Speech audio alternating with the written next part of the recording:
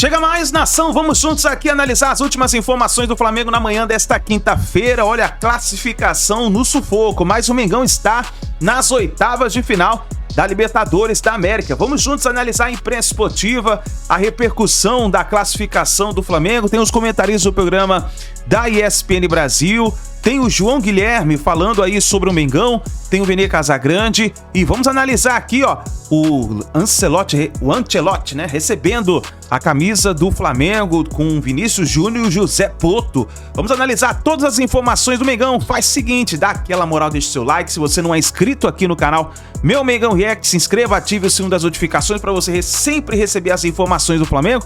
Vai nos comentários aqui embaixo e coloca aí a sua análise da partida e também de qual cidade você está acompanhando nossos vídeos. Se você está no Rio de Janeiro, São Paulo, Espírito Santo, Paraná, Santa Catarina, Rio Grande do Norte, Amazonas, no Acre, Roraima, Rondônia, Alagoas, Piauí, Sergipe. Coloca aí o seu estado, a sua cidade pra gente saber onde tem torcedor do Mengão. Créditos, canal ESPN, canal João Guilherme Vene Casagrande, link na descrição como créditos. Bora para as últimas informações do Flamengo. Vamos lá, vamos começar no Maracanã. O Flamengo sofreu, correu o risco de ficar fora, mas conseguiu avançar às oitavas da Libertadores. Quem conta pra gente é o Cícero Melo. Olá, fã de esportes. O Flamengo precisava obrigatoriamente de uma vitória simples para se classificar para as oitavas de final da Libertadores da América e enfrentou o Deportivo Táchira da Venezuela, que não tinha um ponto sequer na competição. Diante de mais de 66 mil rubro-negros, o novo técnico da seleção brasileira, o italiano Carlo Ancelotti, fez sua segunda aparição em estádios brasileiros. Ele queria ver também os seus 5 convocados para a seleção para os próximos jogos nas eliminatórias da Copa do Mundo. Final, Flamengo classificado para as oitavas de final da Libertadores da América. Em segundo lugar no grupo C, 1, Deportivo Táchira eliminado, 0. No futebol hoje não tem mais jogo fácil, o adversário mesmo desclassificado vem querendo complicar o jogo, é importante a classificação, a gente também queríamos, assim como o torcedor, classificar em primeiro, é importante que classificamos, agora é focar no jogo que a gente tem domingo e depois, que é muito importante pra gente, e dar seguida depois da Libertadores. Na verdade a gente pecou quando não podia pecar, perdemos dentro de casa. Não fizemos a fase de grupo dos sonhos com o primeiro lugar, jogando bonito, jogando futebol que o torcedor está acostumado a ver do Flamengo. E a cobrança vem, a expectativa que a gente cria é enorme. É claro que havia ansiedade, claro que existia ansiedade. Sabíamos que tínhamos que ganhar para passar, tínhamos que conseguir um gol, fazer um jogo onde a gente conseguisse o resultado para poder passar. E essa ansiedade ela sempre vai existir. Dentro da nossa casa, na frente do nosso torcedor, com o Maracanã, com a torcida que mais cobra. Claro que existe essa ansiedade. Eu, como treinador, posso tentar o máximo possível tirar, mas dentro do campo os jogadores percebem, e como você bem falou, começamos com uma pressão forte, o time deles, eu sempre penso que no futebol é mais fácil destruir que construir, destruíam bem as nossas jogadas, nos bloquearam bastante e não conseguimos criar essas chances claras. E isso foi causando um pouco de nervosismo com bola. No intervalo tentei tranquilizar um pouco esse sentido, o time melhorou, encontrou o gol e ganhamos o jogo. O Flamengo vai conhecer o seu adversário nas oitavas de final da Libertadores da América, no sorteio que acontece no Paraguai na próxima segunda-feira. Mas antes, o time volta a campo pela 11ª rodada do Campeonato Brasileiro, domingo no Maracanã, diante do Fortaleza. Obrigado, Cícero. Então aí, mais sorte do que juízo. 62% de posse de bola para o Flamengo contra 38% do Deportivo Táchira. 20-8 em finalizações, 9-2 no alvo. Grandes chances, 4-1. Também mais ações na área rival, 45 contra 9 do time venezuelano. Mas veja, antes da partida, você ouviu o torcedor rubro-negro, vai ser 4, vai ser 5, menos de 3 eu nem comemoro. Não foi nada disso que a gente viu. E, aliás, se for ver o que o Flamengo fez nesta Libertadores, não saiu muito da regularidade do Flamengo. Quer dizer, pelo 3º ano seguido, o Flamengo se classifica na 2ª colocação, que não é o que se espera do Flamengo. O mesmo número de pontos do 3º colocado, né? Foi um grupo onde os 3 primeiros pontuaram bastante E eu acho que faltaram 2 gols para conseguir a primeira colocação. Se vencesse por 3-0, era o primeiro do grupo. Eram umas contas que fazíamos antes de começar a rodada, né? Mas o Flamengo consegue a classificação, ponto. E aí eu acho que a gente vai discutir o desempenho dessa equipe ao longo dessa primeira fase.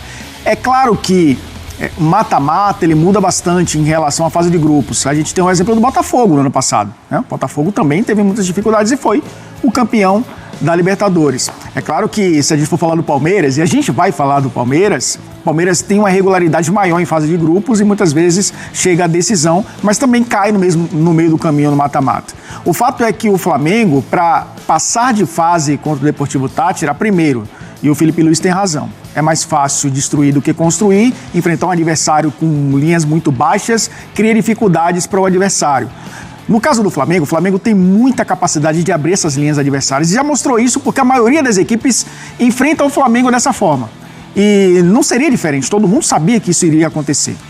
A questão é o que aconteceu nesse tempo em que o Flamengo não consegue mais ser dominante ao ponto de transformar as oportunidades que teve. A gente viu aqui na tela que foram muitas oportunidades. Aliás, o goleiro Jesus, né, da equipe do Táchira fez algumas boas defesas. Achei que você ia falar que fez milagres. Pode ser também. E fez alguns. Mas o Flamengo criou para fazer mais gols. Fez isso, por exemplo, em várias partidas do Campeonato Brasileiro, inclusive contando com algumas goleadas. Não existe jogo fácil na Libertadores, eu acho que é uma frase muito forte. Existem jogos fáceis, sim. O que acontece existem mais jogos traiçoeiros na Libertadores? Sim, e eu acho que esse foi um desses jogos. O Flamengo conseguiu fazer um gol de bola parada, tentando abrir a defesa adversária, não conseguiu, e o Léo Ortiz, recebendo o cruzamento, acabou fazendo o gol. O único jogador não convocado da defesa do Flamengo para a seleção brasileira acabou fazendo o gol e coloca o Flamengo nas oitavas. Edu, depois do Mundial é outra história. O Flamengo ainda vai conhecer seu adversário, vai saber aí o que vai acontecer a partir do Super Mundial, e aí é uma outra competição. O torcedor espera que o Flamengo seja o Flamengo que já se apresentou ao longo dessa temporada, com intensidade, com imposição, um dos favoritos ao título da Libertadores. Ancelotti no Maracanã, e é isso, né? Viu seus convocados, falou, ma questa defesa que eu convocato, no. E este eu não convoquei, ele que fez o gol, como? E aí ele ouviu as vaias também, né? Teve vaia no final do primeiro tempo, a gente tá vendo o Ancelotti aí, muita gente tirando foto, ele já conhecendo ali as guloseimas brasileiras. Tem muitas ali, hein? O quê? Tem muitas ali guloseimas, hein? Tem. Tem que ser bem alimentado. Uma equipe de segurança já reforçada também para o Ancelotti. E aí no final do primeiro tempo e no final do jogo, vaias. A gente pode até ouvir agora no Sport Center. Sobe som, maestro.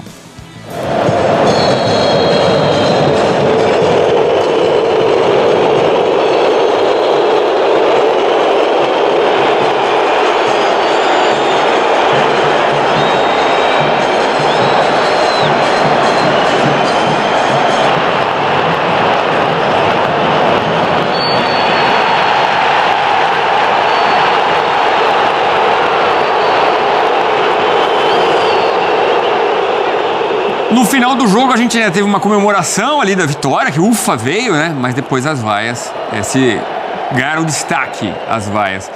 É compreensível para a expectativa que a torcida tem do Flamengo, né? É o perfil do torcedor do Flamengo. Não adianta só vencer, é preciso vencer e convencer na maioria das partidas. A gente já viu torcidas aqui que são muito satisfeitas com uma vitória de 1-0 como essa. Né? E eu acho que é perfil de cada torcedor. O perfil do torcedor flamenguista é esse. É claro que a gente viu os números, a gente viu, quem assistiu o jogo percebeu essa imposição do Flamengo. Foi um time que teve mais a bola, foi um time que criou mais oportunidades, foi um time que esteve o tempo inteiro praticamente no campo do adversário. A eficiência faz muita diferença. E o Felipe Luiz sabe muito bem disso. E o torcedor também, porque não é criar expectativas. Ele já viveu isso, né? É uma realidade do Flamengo. São jogadores que decisivos. O time titular que começou, acho que poucos mudariam. tem o Bruno Henrique, que talvez poderia ter sido titular, mas eu acho que a equipe E o Felipe vai mexendo o caldeirão de peças, né? Hoje saiu com o Pedro, por exemplo. E com o que tem de melhor ele acaba colocando em campo, né? É claro que tem jogadores ali que não são do mesmo nível dos titulares, mas a maioria sim.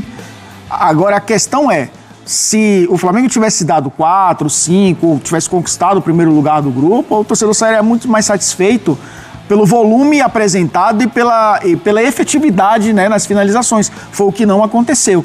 O Flamengo, se a gente for pegar a média de oportunidades criadas do Flamengo na temporada, é altíssima. É um time que cria mais de 20 oportunidades por jogo, mas nem sempre consegue ser eficiente. Foi o caso desse jogo contra o Tati. Que sofrimento. Olha, foi um roteiro desse jogo, principalmente no final ali. O jogo foi tenso desde o início, mas no final foi uma doideira. O Flamengo recuou, tomou um sufoco. Se não é o Rossi, o Flamengo ia ser eliminado.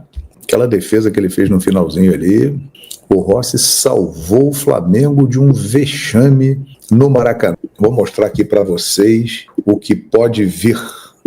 O que pode vir é isso aqui, ó. São Paulo, provavelmente o Racing, Internacional, Palmeiras, amanhã define Vélez ou Peñarol, um dos dois. São Paulo, aqui para cima, ó. LDU, pode ser adversário do Flamengo. River Plate, Estudiantes. Ou seja, o Flamengo pode pegar Estudiantes, River, LDU, São Paulo, Racing, provavelmente, Internacional, Palmeiras, Vélez ou Peñarol. É isso.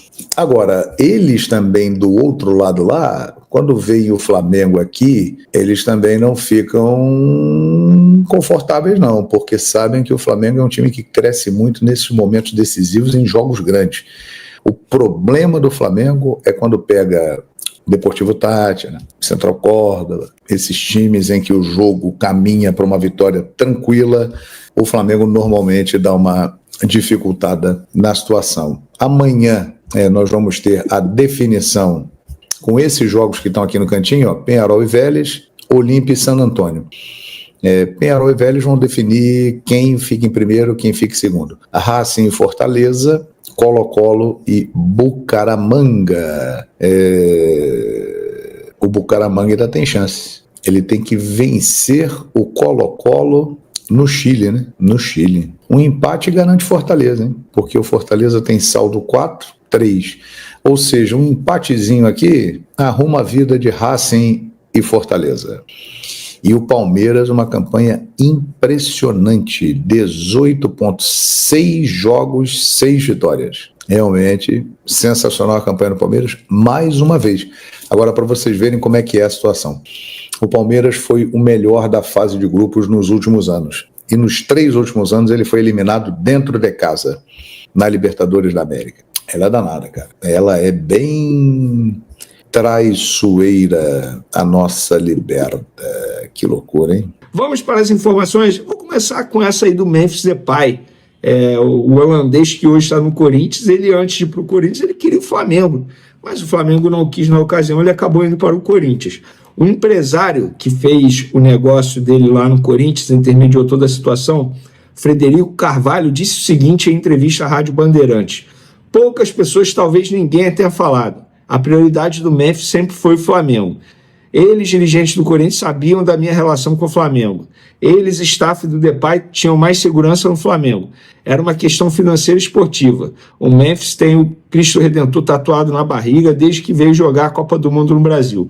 O Flamengo veio jogar contra o Palmeiras e ficou em um hotel no Morumbi. Mandei uma mensagem para o diretor do Flamengo, ele falou: vem aqui. Cheguei lá, disse que o Memphis estava sem clube, que o clube não gastaria dinheiro com transferência e passei possível tempo de contrato e o salário.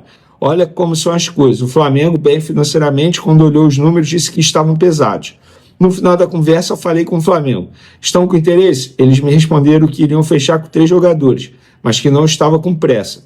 E o Corinthians toda hora ligando. Teve uma hora ligaram dizendo que fecharam patrocínio com uma outra bet. E esse patrocínio prevê a contratação de um grande nome. Quando eu vi que o Flamengo iria demorar, pedi uma videochamada com o presidente do Corinthians, com o Memphis. Tá aí os bastidores, exatamente o que a gente falou na ocasião, galera. O Memphis foi oferecido ao Flamengo através dessa pessoa, Frederico Carvalho, que é um empresário, ao diretor executivo Bruno Spindel na ocasião, e os números obviamente chamaram a atenção, e por isso que o Flamengo não quis contratar. Talvez essa seja a diferença de um clube extremamente irresponsável e o outro extremamente irresponsável. É só a gente olhar o que está acontecendo lá no Corinthians, presidente caindo, o novo presidente assumindo, dizendo que não tem grana no caixa, e no Flamengo vai tudo muito bem, obrigado, tanto é que o Flamengo não atrasa um salário há mais de 10 anos.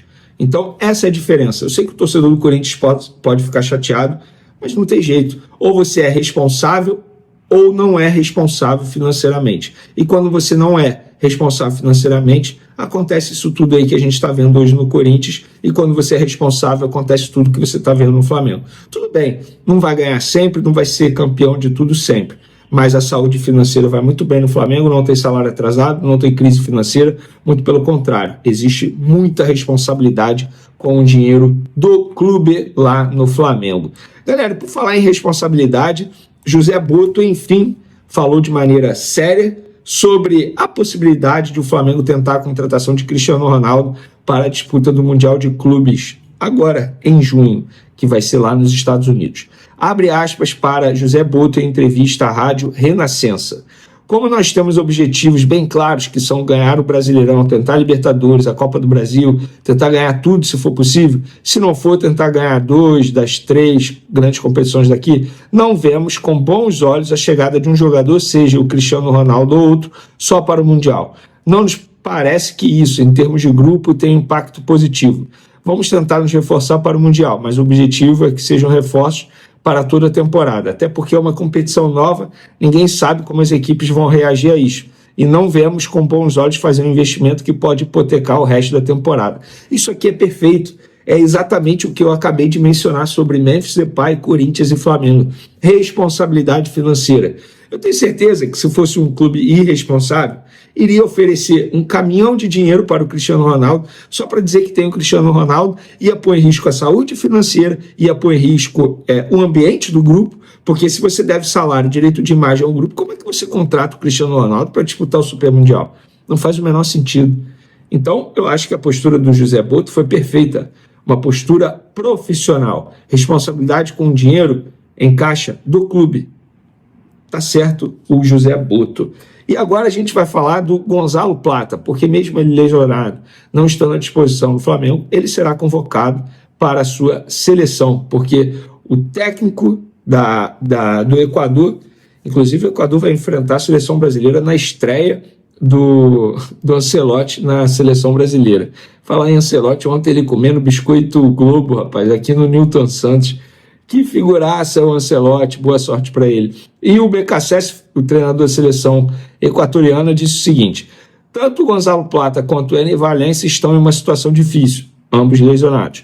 Hoje não podemos garantir mais do que a presença deles, ainda que estejam em uma situação de dificuldade. Depende de nós. Na lista de convocados estarão tanto o Gonzalo quanto o Ener. Eles farão parte da convocatória. Vamos acompanhar dia a dia o grau de recuperação que possam ter. Eu sempre sou otimista, acredito que a recuperação deles será antes do esperado, comentou o BKSS. O planejamento do Flamengo, junto com a seleção equatoriana, o departamento médico, que eles conversam entre eles, obviamente, o planejamento prevê que o atacante continue o tratamento no DM com a seleção equatoriana. Agora, se vai ficar à disposição para o jogo contra o Brasil, que é no dia 5, e contra o Peru, que é no dia 10, nós não sabemos. Eu sei que o Flamengo encara o Fortaleza agora, no dia 1º de junho. E se o Gonzalo Plata ficar à disposição contra o Fortaleza, a chance dele jogar pela sua seleção nesses 2 jogos é grande. Eu, particularmente, não acho correto o jogador ser convocado lesionado. O próprio Felipe Luiz falou sobre isso em uma entrevista coletiva um bom tempo atrás, sobre a Arrascaeta, por exemplo, que eles fizeram um planejamento para o Arrascaeta, e se o Arrascaeta é convocado, eles perdem o controle.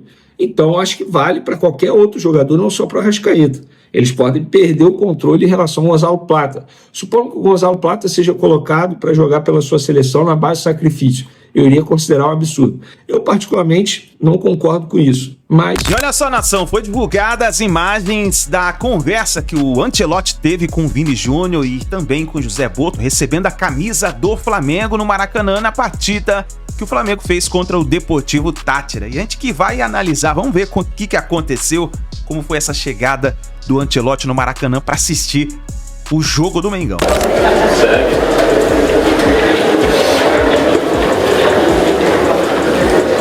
Estamos chegando, agora pegamos. Um pouco de graças.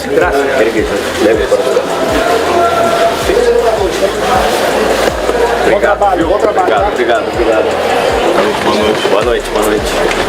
É o 3? Deixa eu agora. Primero, porque no tiene eso, ¿no? Que no tiene los asientos. Sí. ¿Sabes qué? El Estadio Vasco no tiene asientos. No.